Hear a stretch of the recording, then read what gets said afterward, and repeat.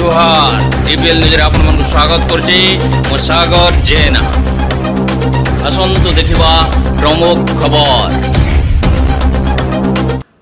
डुंगरीपाली RMC परिसर में समाज पाठक मंचर वार्षिक उत्सव पालन हो जाइछि। समाज पाठक मंचर मुख्य आलोचना विषय थिला उत्कलमणि गोपबंधु दास को भारत रत्न उपाधि देवा पई एने पोस्टकार्ड माध्यम राष्ट्रपति को जणाइबा को आलोचना होइतिला। समाज पेपर सांबादिक रत्नाकर सेठ तत्वावधान में यह कार्यक्रम अनुष्ठित होता। यही कार्यक्रम में मुख्य अतिथि भाव समाज बलांगीर संस्करण भारप्राप्त शाखा परिचालक पार्थ महापात्र जोग देते। सम्मानित अतिथि भाव विज्ञापन विभाग मुख्य रश्मि रंजन पट्टनायक और सुवर्णपुर जिलार समाज प्रतिनिधि स्वाधीन मेहर जोग देते।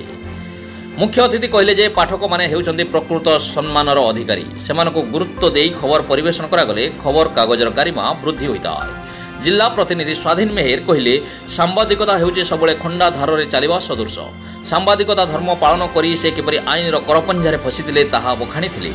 मुख्य वक्ता भावे रामपुर उच्च विद्यालय प्रधान शिक्षक प्राणबंधु होता जोगदे गोपबंधु जीवनी उपरे आलोकपात करी समाज एक अनुष्ठान जहाँकि ओडिशार गरीब निष्पेषित स्वर और साथी बोली कहिथिले। समाजसेवी गोपाल बारिक कहले सांबादिक सुरक्षा निहाती आवश्यक और खबर प्रसारण में शालीनता सत्यता रहिबा निहाती आवश्यक। यही अवसर में समाजर निरंतर श्रेष्ठ पाठक स्वर्गत डॉक्टर प्रकाश चंद्र साहू और शिक्षाविद स्वर्गत गोविंद चंद्र नंदक परलोक परे मध्य तांको परिवार दीर्घदिन समाज पेपर को आदर करी आसुथिबारु डाक्तर साहू को झील सुजाता साहू और स्वर्गत शिक्षाविद नंदक सुपुत्र जयप्रकाश नंदन को संबर्धित करा जायतिला। एही कार्यक्रम रे सभापतित्व करथिले पाठक मंचर सभापति मधुसूदन साहू। डॉक्टर सुभाष चंद्र साहू स्वागत भाषण देवा सहित विवरणी पाठ करथिले। रत्नाकर सेठ अतिथि परिचय प्रदान करथिले। गोविंद त्रिपाठी और सस्मिता दास मानपत्र पठन करथिले।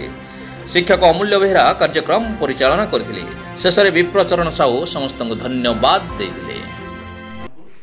प्रथम वार्षिक उत्सव तारीख 22/12/2024 मानपत्र मनीष जीवन नुहई केवल वर्ष मास दिन दंड कर्मे जीए नर कर्म एकाधार जीवनर मानदंड स्वर्गत गोविंद चंद्र नंद डुंगरीपाली दिव्य आत्मन अनेक झड़झंझार सम्मुखीन होई मध्य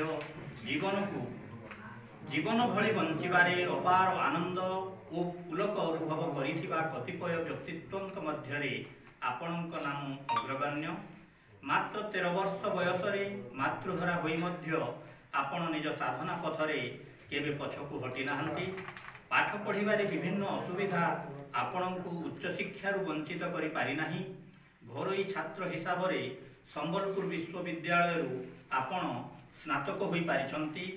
जीवन जय यात्रार प्रारंभ रे शिवतुला मध्य इंग्राजी विद्यालय और कटापाली उच्च विद्यालयर प्रधान शिक्षक भाव रे कार्यनिर्वाह करिथिले मध्य चारिकांथर आविष्टनी आपणଙ୍କୁ बांधी अध्ययन गरीब छात्रों को मागणा शिक्षा प्रदान